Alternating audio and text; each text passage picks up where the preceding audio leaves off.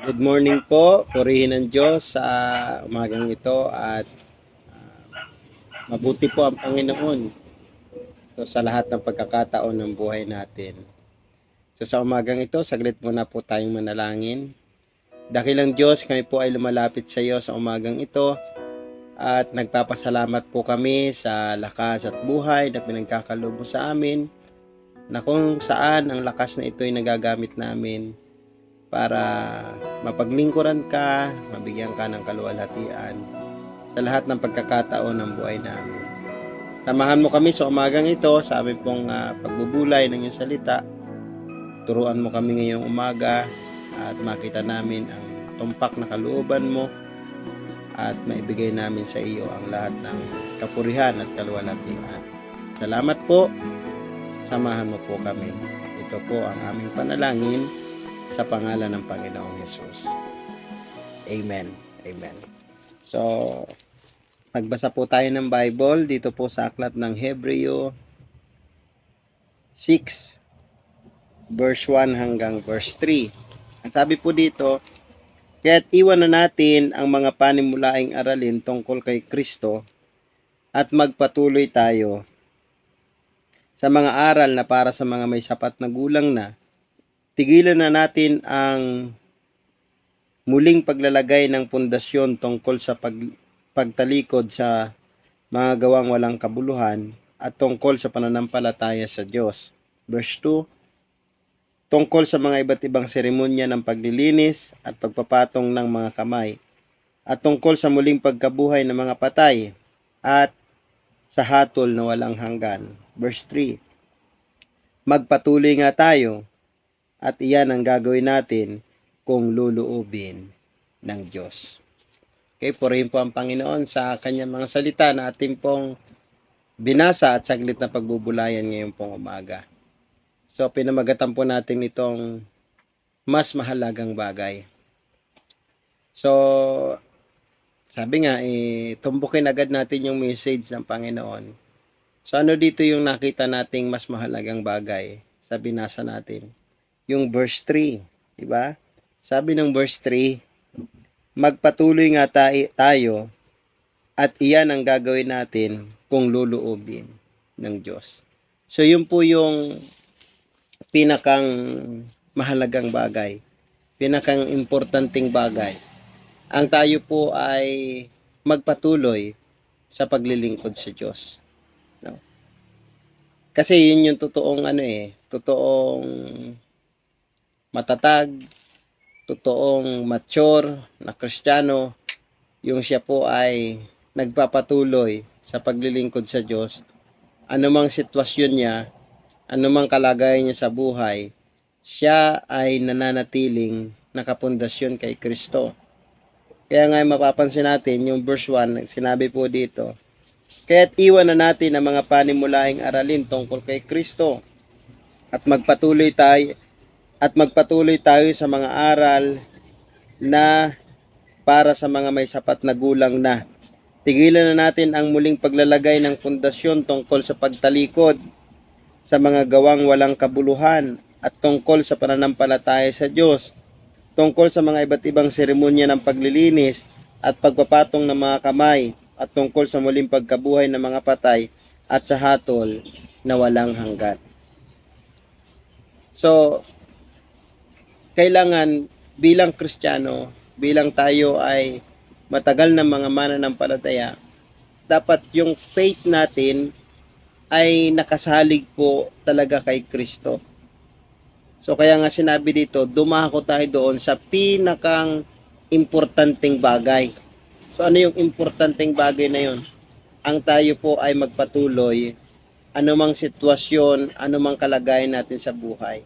So kailangan yung faith natin, yung pananampalataya natin ay hindi po nakadepende sa mga himala, no?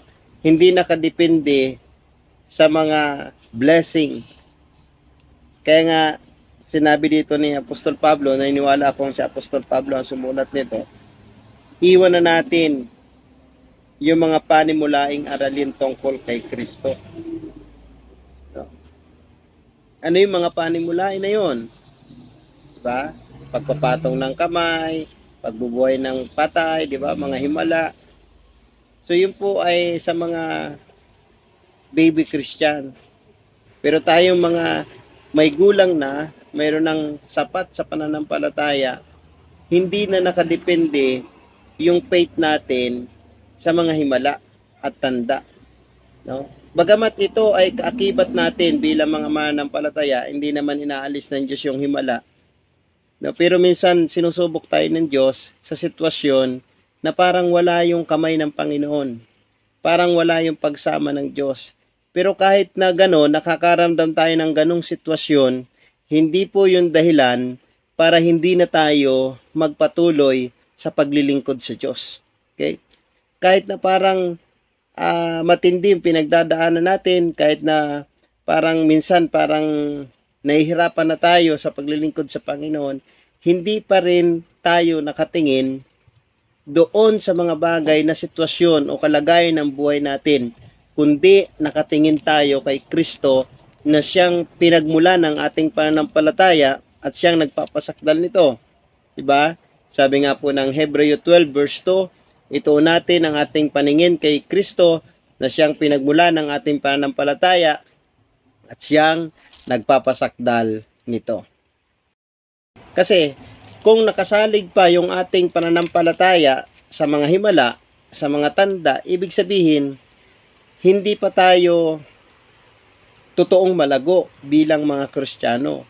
Kasi mababasa po natin sa Aklat ng Korinto, yung mga himala at tanda, ito po ay tanda na mga di mananampalataya. Di ba? Pag mapansin ninyo, nung tayo ay mga baguhan pang Kristiyano, na mga bago pa tayo mananampalataya, na sunod-sunod po yung himala. Sunod-sunod yung favor ng Diyos sa atin. Dahil ginagawa ng Diyos yon para mas makilala pa natin siya. Di ba? Mas lumawak at lumalim pa yung pagkakilala natin sa Panginoon. At mas mapalapit, yung pananampalataya natin ay mapalago. Okay? Yun po yung ginagawa nung tayo mga bago pang Kristiyano, kapag dumadanas tayo ng mga himala at tanda ng Panginoon, no, yung mga pagpapala ng Diyos, yung himala, yung halimbawa ay yung mga kagimbal-gimbal na pangyayari, dinadanas natin yun para mas makilala natin siya. Kaya mas lumago yung pananampalataya natin. Pero ngayon tayong matatanda na sa Kristiyano, no, matatanda ng Kristiyano, pinapahintulutan ng Diyos na minsan wala tayong makitang kilos ng Diyos. Wala tayong makitang himala ng Diyos. Why? Bakit? Kasi nga, tinutulot ng Diyos yun para patibayin naman, no? Patatagin yung pananampalataya natin.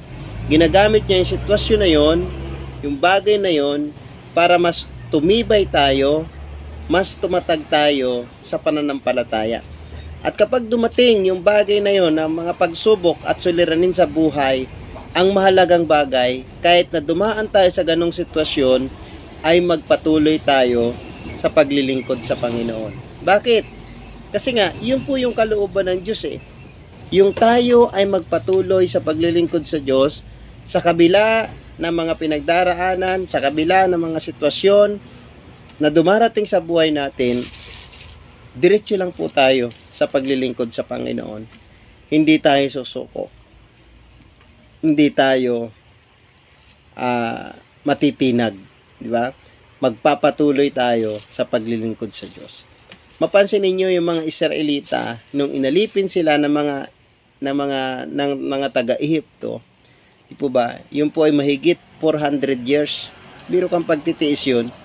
Di ba? Parang wala yung kamay ng Diyos. Parang wala yung kilos ng Diyos sa kanila. Pero hindi po sila tumigil na tumawag sa Panginoon kay Yahweh na magpapadala o magliligtas sa kanila, di ba? At siyempre, si Moses po yung pinadala para sila po ay mailalabas doon sa Ehipto. Pero mapapansin natin doon, 400 years na parang walang ginawang pagliligtas ang Diyos. Diba? Pero yung mga Israelita, nagpapatuloy na sumasamba kay Yahweh. So, ganun din naman tayo. Minsan parang wala yung kamay ng Panginoon, parang wala yung pagkilos ng Diyos, pero hindi po yung dahilan para hindi tayo magpatuloy sa paglilingkod sa Diyos. Kundi, yun pa ay maging dahilan para patuloy natin siyang sambahin at paglingkuran, sambahin sa Espiritu at sa katotohanan. Nawa ang mensahe ng Panginoon na ito ay nakatulong po sa atin. Pagpalain po tayo ng Diyos. Tayo po'y manalangin. Dakilang Diyos, salamat po sa iyong mga salita, sa maiksing mensaheng narinig namin. At nawa, ito po ay patuloy na makapangyarihang gumawa sa buhay namin at makita namin anumang sitwasyon, anumang kalagayan sa buhay ay magpatuloy kami. Hindi kami sumuko, hindi kami matinag, kundi patuloy ka naming bigyan ng karangalan at kaluwalhatian sa lahat ng ginagawa namin, Panginoon. Salamat po, pagpalain mo po ang bawat isa, mga pastors, ang mga taga-subaybay, ang mga nanonood, Panginoon, sa programang ito. Lord, pagpalain mo po. Anumang sitwasyon, kalagayan ng bawat isa, katagpuin mo po ito, Panginoon. Abutin mo po ito ng iyong mahimala at mahimalang pagkilos, Panginoon, ng iyong mga kamay. Maraming pong salamat. Samahan mo kami sa buong maghapong ito, ingatan at bigyan ng kalakasang nagmumula sa iyo. Salamat po. To God be the glory in Jesus' name. Amen. God bless po. God bless.